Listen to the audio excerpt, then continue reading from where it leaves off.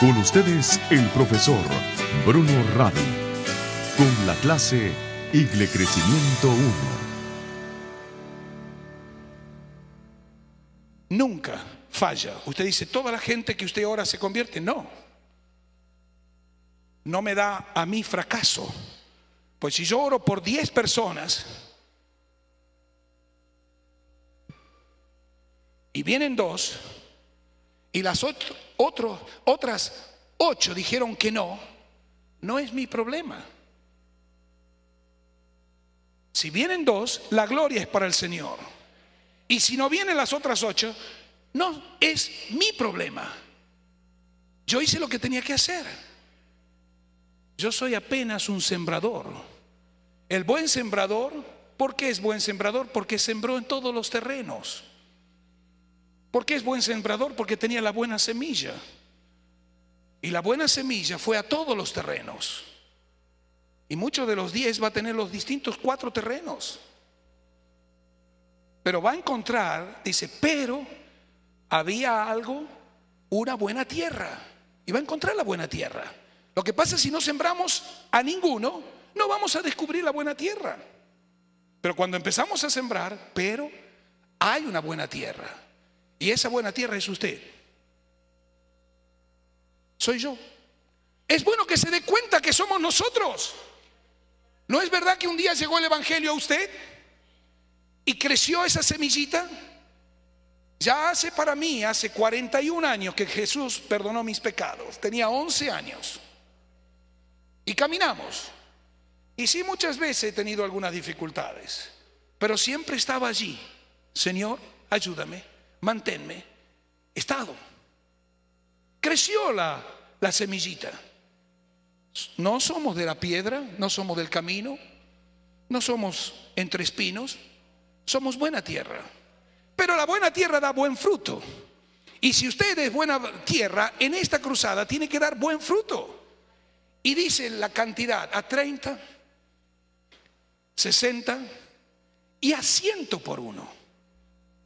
Eso es buen fruto. No está hablando fruto de calidad, está hablando fruto de cantidad. Aquí está hablando directamente de discípulos. Qué cosa tan linda que nosotros podamos tener este liderazgo de Jesús, que es para conquistar. Nosotros no somos como el liderazgo de Moisés, que es hacia adentro. Lo tenemos. Vamos a pensar hacia afuera. Por eso que mañana, en la última charla que nos corresponde, todos vamos a estar consagrándonos como hermanos mayores en la Operación Andrés para pensar en 10 personas. Y el próximo domingo, cada pastor va a predicar un sermón muy similar de consagración en todas las iglesias. Y van a conseguir a otros hermanos mayores. ¿Qué tal si consagramos 5,000 hermanos mayores para esta cruzada? Vamos a estar orando por 50,000. Y esos son futuros discípulos nuestros. Algunos van a ser como Judas, pero quién sabe si en uno de sus discípulos no es como Mateo o Saulo. O usted descubra un evangelista, que ese le va a dar ganancias, cantidades, porque vamos a predicar y a ganar a otros directa o indirectamente, para la gloria del Señor. Quería dejar estos 2 conceptos bien claros. El liderazgo de Moisés lo tenemos. El liderazgo de Jesús también lo tenemos, pero lo entendemos que es hacia afuera. Es para conquistar Jerusalén, que es esta ciudad, Judea, Samaria y hasta lo último de la tierra, para la gloria del Señor. Ahora vamos a ver rápidamente los problemas contemporáneos. Nosotros tenemos aquí y seguimos, ustedes tienen las hojas, vamos a dar vuelta allí en el punto número 1.1. 3 problemas contemporáneos. El primero es el problema del templismo. ¿Qué quiere decir esto del problema del templismo? Es simplemente tener todo dentro de las 4 paredes. Hace 22 años, cuando entendí y alcancé a entender esto, me quedé sorprendido. Yo ayer les contaba todo lo que se hacía dentro de la iglesia. Dentro de la iglesia hacemos 2 ejercicios muy prácticos. Nos sentamos en la iglesia en el asiento nos paramos, pagamos la cuenta. Es correcto, no está mal lo que estoy diciendo y lo que hemos hecho. Pagamos la cuenta, nos volvemos a sentar, alabamos al Señor, adoramos al Señor, recibimos y nos vamos a la casa. Y nos vemos el próximo domingo. Volvemos otra vez. Y así en 5 años dijimos que estamos allí sentados 2000 horas dentro del templo. El Señor nos dice en su palabra que nosotros somos la sal de la tierra, ¿no es verdad? Somos la sal nosotros. Cuando terminamos la reunión, toda la sal se va. Y si nosotros somos la sal, permítanme decir en esta ilustración que el templo es el salero. El templo es el salero, nosotros somos la sal. Y nos salamos entre nosotros. Porque nos predicamos entre nosotros. Oramos entre nosotros. ¿No es verdad? Aquí tenemos que ser sinceros. Contamos nuestros testimonios, pedimos oración entre nosotros y nos salamos. Y a veces somos demasiado salados. Y entonces nos vamos porque no aguantamos la sal y hacemos otro salerito. Sí. Esto nos pasa en todas las denominaciones. Aquí no hay problema de denominación. Aquí nos copiamos todos. No hay ninguna denominación que no tenga este problema.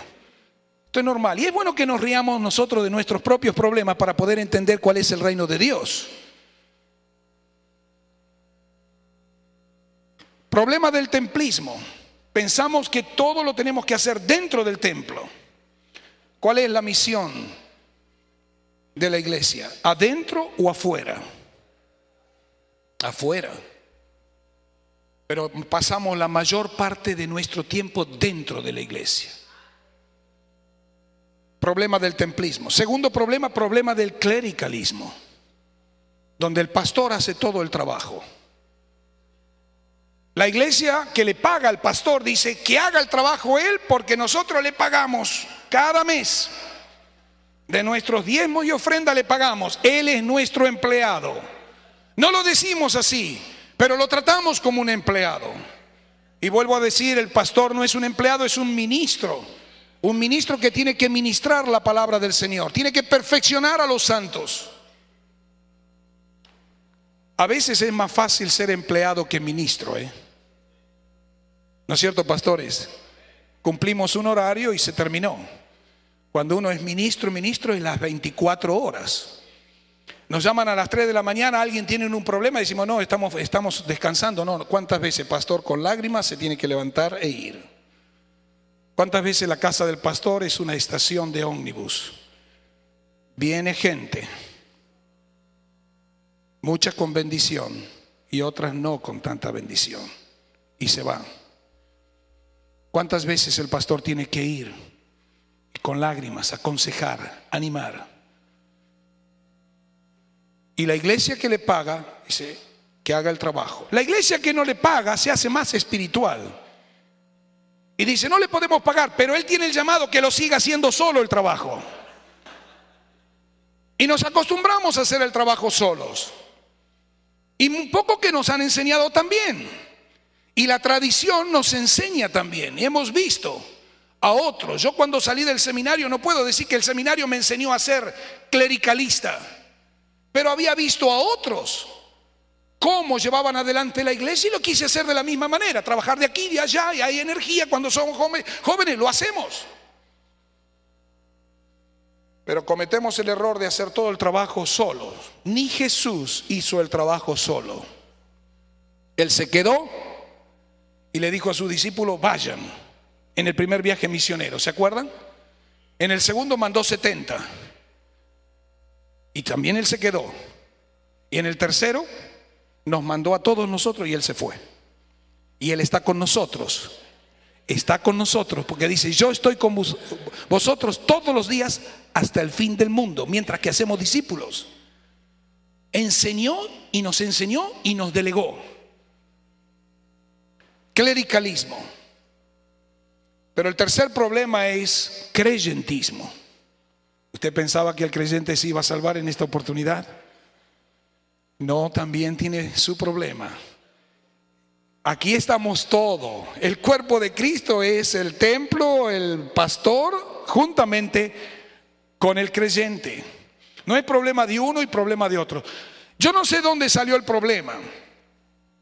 Yo creo que ha salido por allí, por lo que hemos leído, es que no hemos vuelto a la Biblia en cuanto a estrategia cuando vino el tiempo de la reforma. Todo esto lo traemos de una tradición católica, apostólica, romana. El sacerdote hace todo el trabajo, tiene 2 monaguillos y toda la gente mira. Y tenemos allí la gente mirando sentada y alguien hace todo el trabajo. Pero en el Nuevo Testamento no era así. No había iglesia hasta el año 312. No había templos.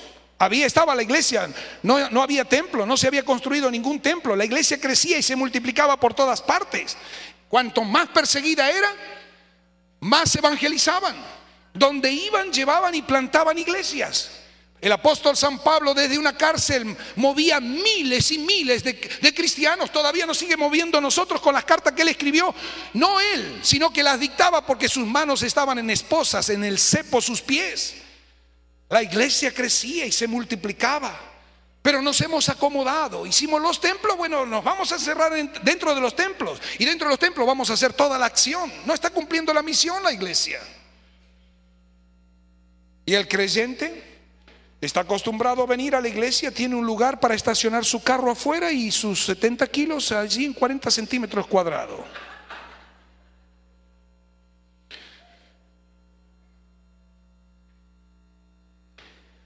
Y escuchamos el evangelio.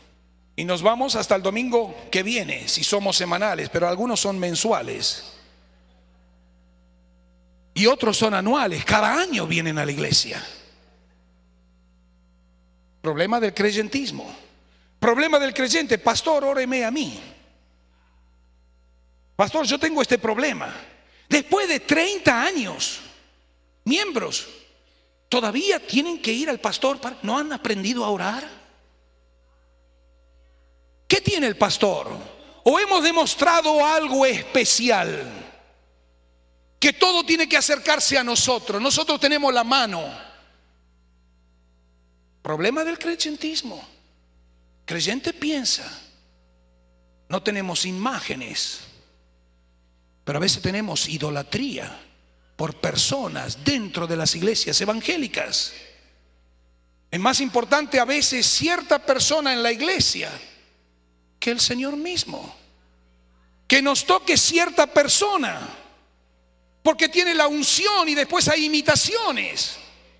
Dios es original, no quiere fotocopias. Hay muchas fotocopias por allí, salen falladas. Dios es original, la Biblia es original, no es una fotocopia. Esta es mi palabra. Vaya directamente entre Dios y los hombres, Jesucristo, para cualquier otra cosa. Aprenda, iglesia, aprenda a ir directamente al Señor. Pero estos conceptos del creyentismo alrededor del pastor, todos estos creyentes, con el trabajo que hace solo el pastor dentro del templo, no puede crecer la iglesia. Esta no es una iglesia de la iglesia primitiva, del tiempo de la iglesia primitiva. Cuando yo escuchaba estos conceptos en el retiro que les dije ayer, porque estos son los mismos conceptos que yo escuché hace 25 años, 22 años, estos me ayudaron a entender lo que yo estaba haciendo. Y todo lo hacía dentro del templo. Y el creyente también. 3 problemas. Es bueno que nos demos cuenta de estos 3 problemas.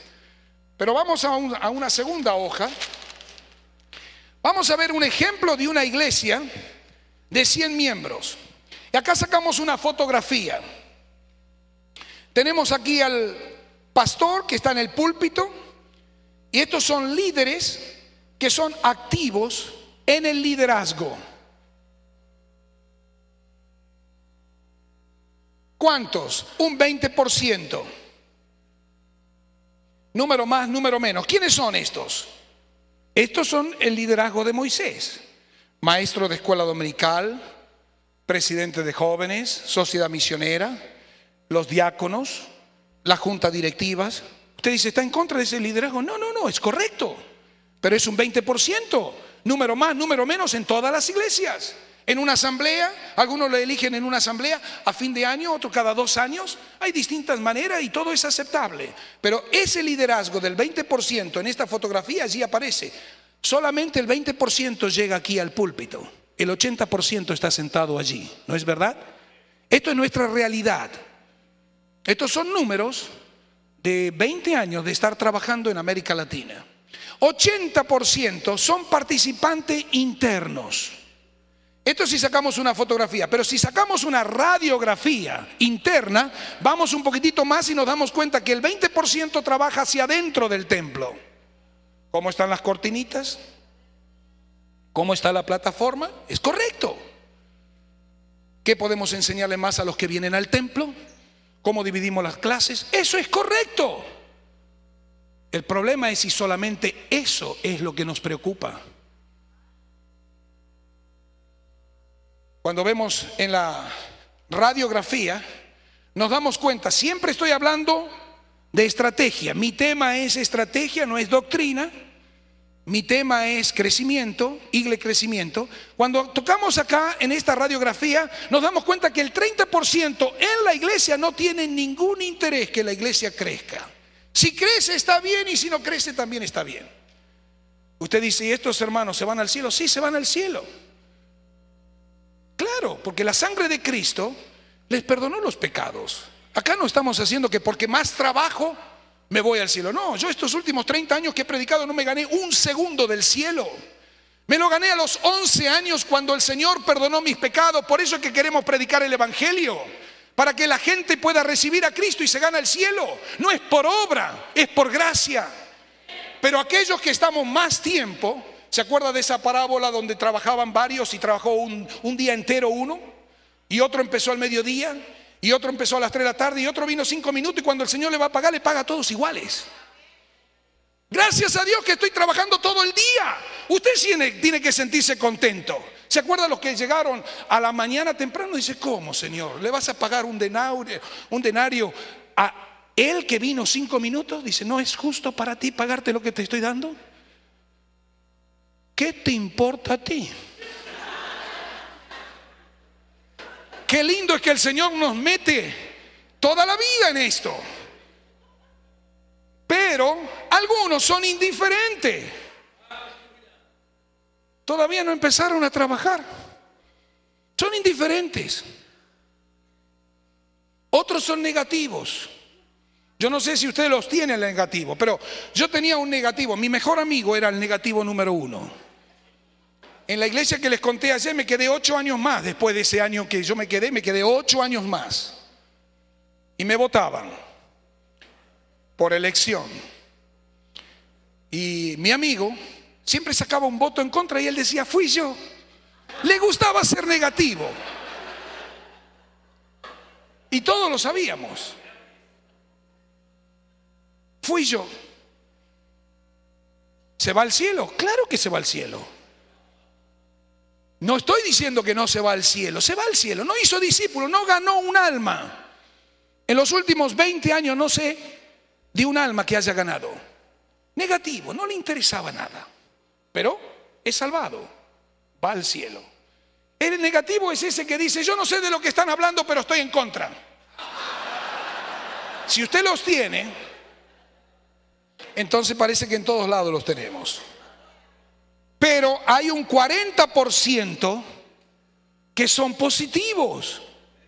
Tienen ganas de hacer, pero ¿sabe cuál es la realidad? No hay fuente de trabajo dentro de la iglesia. Entonces el 40% que viene, que está entusiasmado, quiere acercarse al pastor. ¿Y cuándo es ese tiempo del 40% que está animado? Al principio de cuando se convirtió. El verdadero cristiano quiere empezar a trabajar cuando se convierte. Después de 5 años que está sentado, lo queremos sacar para hacer evangelio. No, pastor, ya conoce el vocabulario, no es mi ministerio, no tengo el don. Porque ya conoce todos los ministerios, ese no es mi ministerio.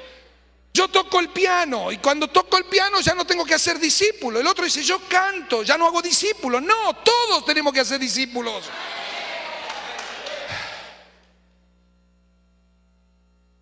Pastor, para motivar y En la tarde vamos a hablar directamente de célula de oración y yo voy a pedir alguna colaboración porque voy a hacer varias iglesias aquí, alguna práctica. Y vamos a hablar del 40%, cómo escoger los líderes que están en la iglesia, que no tienen tanto conocimiento. ¿Se acuerda como el ex endemoniado? El Señor estaba preparando de tiempo completo 12, pero el ex endemoniado no cuenta dentro de los 12 ni dentro de los 70. Pero el Señor mandaba, ¿se acuerda?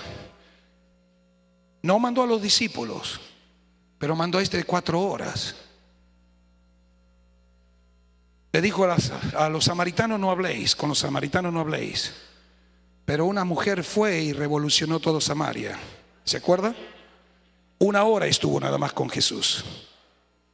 Son principios. Y cuando los veo aquí, me emociona, porque digo, ¿cómo es posible que no me daba cuenta antes? Toda la práctica de Jesús, la estrategia de Jesús. ¿Cómo nos hemos encerrado en los templos? El 40% es donde tenemos que apuntar, especialmente para abrir las células de oración que vamos a ver en esta tarde. Basta de hablar cosas negativas ahora. Vamos a hablar un poquitito más positivo. ¿Cuál es la solución de estos 3 problemas? ¿Cuáles son las posibilidades? ¿Se acuerda que en la primera decíamos el problema del templismo? Las flechas estaban hacia adentro. Aquí ponemos las flechas hacia afuera. ¿Cuál es la solución para el problema del templismo? Descentralizar el templo. ¿Y cómo lo vamos a descentralizar? ¿Comprando otros templos? No, no lo podemos hacer. Yo estaba en Rosario, en la ciudad de Rosario, Argentina, y cuando hablamos de descentralizar el templo, no lo podíamos hacer. Teníamos 60 templos en Rosario, entre todas las denominaciones, 60. Y juntando todos los templos evangélicos y todos los templos católicos, teníamos 200. 140 tenían los católicos y 60 teníamos nosotros. Hoy los católicos tienen 160 templos. Y me dicen en Rosario que ya pasan los 500 templos. La multiplicación en estos últimos 20 años. Hay iglesia de 3, 4, 5 mil miembros de otras denominaciones han crecido. Pero en esa oportunidad pensé, 60 templos evangélicos más 140 católicos. Podíamos poner allí 20,000 personas dentro de esos templos. Era el total, 20,000. Si sacábamos los bancos podíamos poner 50,000 personas. Era una ciudad de 1 millón de habitantes. 950,000 personas no tendrían lugar en ningún templo, ni católico ni evangélico. ¿La solución está en los templos? Ese era el cálculo. A nosotros nos costó 100 años a los evangélicos para levantar 60 templos, pero a los católicos les costó para levantar 140, 400 años. No lo podemos hacer en nuestra generación, pero si empezamos a usar las casas, la solución está en las casas. Aquí no hay fe, esto es lógica. Yo tengo la estadística de Argentina, el 10% más o menos es el grupo de cristianos. Hay 33 millones, 3 millones son cristianos. Si cada cristiano abre su casa, puede invitar a 10 argentinos y pone 33 millones de personas en las casas. ¿Sí o no? Son los números. Es cuestión de abrir las casas. Y si no quiere abrir las casas, si cada cristiano argentino de los 3 millones ora por 10, ora por 30 millones. El hermano mayor. Es encontrar soluciones simples y que no cuesta nada. Usar las casas. Y esta tarde vamos a ver en la próxima charla cómo usar las casas. Pero tenemos que descentralizar el templo, pero también tenemos que descentralizar al pastor. Porque cuando descentralizamos el templo y no descentralizamos al pastor, vamos a tener problemas. A veces nos confundimos y en vez de tener discípulos queremos tener peones. Hay una diferencia muy grande.